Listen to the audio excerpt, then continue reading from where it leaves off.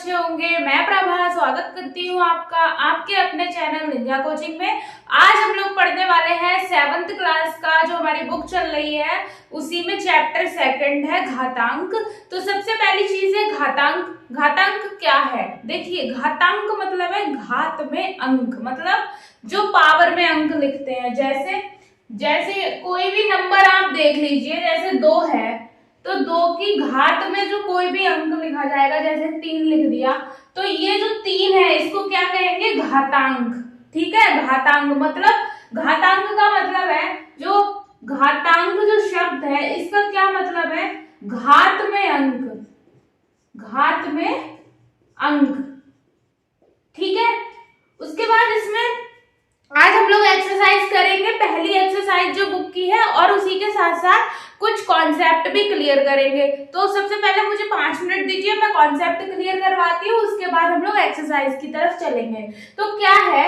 n के कोई प्राकृतिक संख्या होने पर, मतलब मान लीजिए कोई n जो संख्या है, n हमारे पास कोई संख्या है, कोई संख्या n है, n के तौर पे आप कुछ भी मान लीजिए। जैसे मान लिया आपने 5 है आपके पास, ठीक है। n का मतलब प्राकृतिक संख्या है। प्राकृतिक संख्या मतलब 1 से शुरू होने वाली संख्या, 1 2 3 4, ये मैंने आपको बताया है। प्राकृतिक संख्या मतलब 1 से शुरू होने वाली, तो प्राकृतिक संख्या है। अगर तो उस टाइम पे क्या होगा? धन पूर्णांक। पूर्णांक आप लोग जानते हैं 0 है, उसके बाद धन पूर्णांक है और ऋण पूर्णांक है। तो उसमें क्या है? अगर धन पूर्णांक है, कोई भी धन पूर्णांक है, मान लिया मतलब 1 से लेके इंफिनिटी तक कोई भी धन पूर्णांक होना चाहिए, मतलब पॉजिटिव होना चाहिए। अगर इसकी पावर n है, इसकी पावर क्या है? n है। जैसे मान लिया आपने धन पूर्णांक आपके पास था, कोई धन पूर्णांक 10 है, अगर इसकी पावर में n लगा दूं, n मैंने क्या 5 माना है, यहाँ n इक्वल टू मैंने 5 माना है, तो ये क्या हो जाएगा? ये हमेशा प्लस का ही पूर्णांक आएगा, मतलब धन पूर्णांक ही आएगा। क्या आएगा? धन पूर्णांक ही आएगा। तो पहला कॉन्सेप्ट ये हो गया। बाकी हम क्वेश्चन करेंगे तो अच्छे से समझ में आएगा। अगला क्या है? n क्या है? सम प्राकृतिक संख्या है। देखो, प्राकृतिक संख्या तो है लेकिन सम है। सम मतलब 2 से कटने वाली, ठीक है। तो उस टाइम पे क्या होगा? अगर ऋण पूर्णांक है, ऋण मतलब -2 मैंने मान लिया, ये पूर्णांक है, ऋणात्मक पूर्णांक है। अगर इसकी पावर में मैं लगा दूं n हमारे पास सम है, प्राकृतिक संख्या, सब प्राकृतिक संख्या मतलब 2 लगा दूं, उस टाइम पे भी ये क्या आएगा? प्लस का ही आएगा। इसको सॉल्व करोगे तो 4 आएगा, 2 दूनी 4, प्लस का 4 आएगा, ठीक है। उसके बाद नेक्स्ट क्या है? नेक्स्ट है n के विषम प्राकृतिक संख्या होने पर। अभी तो सम थी, अगर विषम है तो विषम पे क्या होगा? ऋण पूर्णांक है हमारा। अगर जैसे यहाँ मान लो -2 ही था, फिर से -2 में मान लूं और इसकी पावर पे क्या लगा रही हूँ? विषम। विषम मतलब मैं इसकी अगर 1 पावर लगा दूं, 1 भी विषम है, ठीक है। तो ये क्या हो जाएगा? -2 ही आएगा, ठीक। -2 मतलब ऋण पूर्णांक ही आएगा। उसके बाद नेक्स्ट है आपका n के सम प्राकृतिक संख्या होने पर। जो n है अगर वो सम है, ये अगर n जो है वो सम है, ये जो सम है, ठीक है, अगर -1 की पावर में n लगा दूं तो क्या आएगा? प्लस का 1 आएगा। n कब? जब सम है, ठीक है, जब सम है। और -1 की पावर n बराबर -1 कब आएगा? जब ये विषम है, ठीक है, जब ये विषम है। जैसे आप यही देखिए, ठीक है, यहां जैसे हमने समझा वैसे ही यहाँ पे भी है, कुछ खास नहीं है। -1 है तो जैसे देखिए मैं -1 की पावर 2 करती हूँ, -1 की पावर मान लिया मैंने 4 किया, इसका मतलब क्या हुआ? -1 गुणा -1 गुणा -1 गुणा -1, इसका यही मतलब हुआ, ठीक है। तो -1 की गुणा करोगे तो माइनस माइनस प्लस, यहाँ से 1 आ गया, गुणा इसकी करोगे तो यहाँ से 1 आ गया, तो ये क्या हुआ? 1 आ गया आपके पास। यही अगर क्या होता, अगर ये सम है, जब ये सम है तब तो ये हो गया कैंसिल, 2 का क्या बन गया? जोड़ा बन गया, और ये हो गया 1, हमारा आंसर आ गया, मतलब आपका प्लस का आंसर 1 आ गया, ठीक है। अगर उसी की तरफ क्या होता? -1 की पावर अगर 3 होती तो -1 गुणा -1 गुणा -1 3 बार आप करते, इन 2 को जब करते -1 तो ये प्लस का 1 हो जाता, गुणा ये माइनस का 1 है ही, तो प्लस माइनस का 1, उस केस में ये -1 आता। तो आपको डायरेक्ट क्या याद रखना है? अगर -1 की पावर सम है, -1 की ही नहीं, कोई भी ऋणात्मक पूर्णांक है, ठीक है, कोई भी ऋणात्मक पूर्णांक है, अगर उसकी पावर जो है वो सम है, उस टाइम पे क्या आएगा, वो सम ही आएगा। मतलब ये हुआ उस टाइम पे अगर उसकी पावर सम है तो वो क्या आएगा, वो आएगा धनात्मक पूर्णांक। और अगर क्या है, अगर पावर विषम है, किसी भी ऋणात्मक पूर्णांक की पावर विषम है तो क्या आएगा, ऋणात्मक पूर्णांक आएगा। ठीक है, इतनी बात समझ में आई।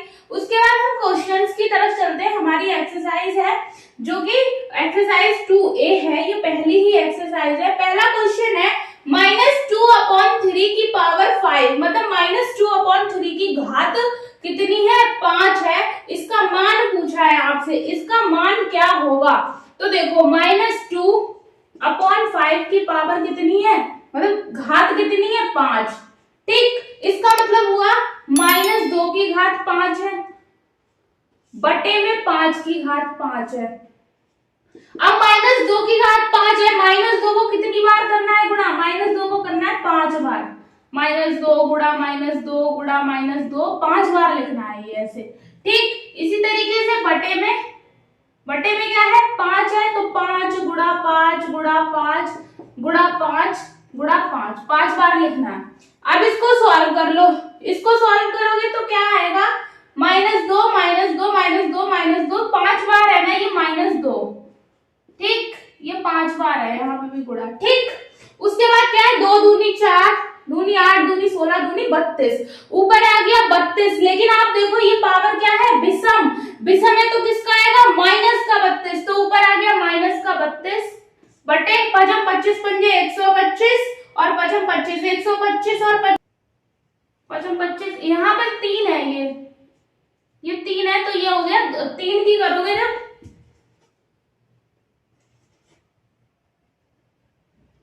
यहाँ पे आएगा 3। क्या है आपके पास, आपका क्वेश्चन है ये -2/3 था। ठीक है, ये 3 है, तो ये हो जाएगा, इसकी जो गुणा करोगे 3 तिया 9 तिया 27 और 3 तिया 9 9 सत्ते 63, 9 दूनी 18 और 6 24, 243। ये आ गया आपका आंसर माइनस का 32 बटे 243। अगला क्वेश्चन है 3125 का घातीय संकेतक क्या है, मतलब घात के रूप में इसको लिखना है। किसको लिखना है, 3125 को, किसको लिखना है, 3125 को। इसके क्या करना है, आपको घात के रूप में लिखना है, तो इसके फैक्टर कर दो। कैसे करोगे, प्राइम फैक्टर, अभाज्य गुणनखंड कर दो। तो ये 5 से कटेगा, 5 छक्का 30, 5 दूनी 10, 5 25, फिर 5 से कटेगा, 5 एकम 5, 5 दूनी 10, 5 25, फिर 5 से 5 दूनी 10, 5 25, फिर 5 से 5 25, फिर 5 से 5 एकम 5, तो 1 2 3 4 5, कितने हो गए, 5 की घात 5, 5 बार गुणा है ना, 5 बार गुणा है, तो 5 की घात 5 आ गया, ये आपका आंसर। उसके बाद 2 की घात 7 का मान है, 2 की घात 7 का मान है। इसी तरीके से 2 की कितनी बार गुणा हो जाएगी, 2 की गुणा हो जाएगी 7 बार, 2 गुणा 2 गुणा 2, कितनी बार, 7 बार हो जाएगी, 7 बार हो जाएगी। ठीक है, 7 बार है ये, तो क्या आएगा, 2 दूनी 4 दूनी 8 दूनी 16 दूनी 32 दूनी 164, या आपका आ जाएगा 128। ठीक है, 128 आंसर आ जाएगा, इसकी गुणा करोगे आप। उसके बाद अगला क्वेश्चन जो आपका है, अगला कौन सा क्वेश्चन है, चौथा क्वेश्चन। चौथा क्वेश्चन आपका है, एक वर्गाकार क्यारी की भुजा 5 मीटर है। कोई वर्गाकार क्या है, क्यारी है, ये वर्गाकार क्यारी है। ठीक है, इसकी भुजा 5 मीटर है, 5 मीटर होगा, वर्गाकार है चारों तरफ। तो आपसे पूछा है इसका क्षेत्रफल क्या है, आपसे पूछा है इसके क्षेत्रफल को लिखना है घातीय संकेतक में। तो आप जानते हैं वर्ग का क्षेत्रफल क्या होता है, वर्ग का क्षेत्रफल हो जाएगा भुजा गुणा भुजा, भुजा गुणा भुजा, और यहाँ भुजा कितनी है, 5 मीटर, तो 5 गुणा 5, इसको आपको किस में लिखना है, घातीय संकेतक में। तो ये 5 कितनी बार है, 1 2 2 बार है, तो इसकी घात 5 की घात 2 आपका आंसर आ जाएगा 2। ठीक है, इतना हो गया। उसके बाद अगला सवाल है सरल कीजिए। इसमें क्या करना है, आपको सरल करना है। सरल करना है मतलब क्वेश्चन आपका पहला है 2 की घात 4 गुणा 3 की घात 2। ठीक है, यह आपका क्वेश्चन नंबर है 5 का पहला पार्ट है ये। 2 की घात 4 गुणा 3 की घात 2, तो ये हो जाएगा 2 की गुणा कितनी बार है, 4 बार, 4 बार है, और 3 की गुणा कितनी बार है, 2 बार है। तो क्या करोगे, 2 दूनी 4 दूनी 8 दूनी 16, और 3 की गुणा कितनी बार है, 2 बार, तो 3 तिया 9, 16 निम्मा 144। आपका आंसर आ गया सरल करके 144। उसके बाद इसका सेकंड पार्ट जो है वो क्या है, -2 की पावर 3 गुणा -10 की पावर 3।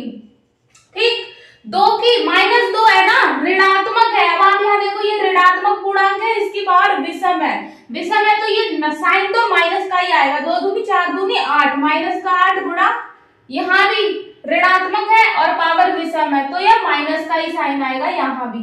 तो ये हो जाएगा 1000।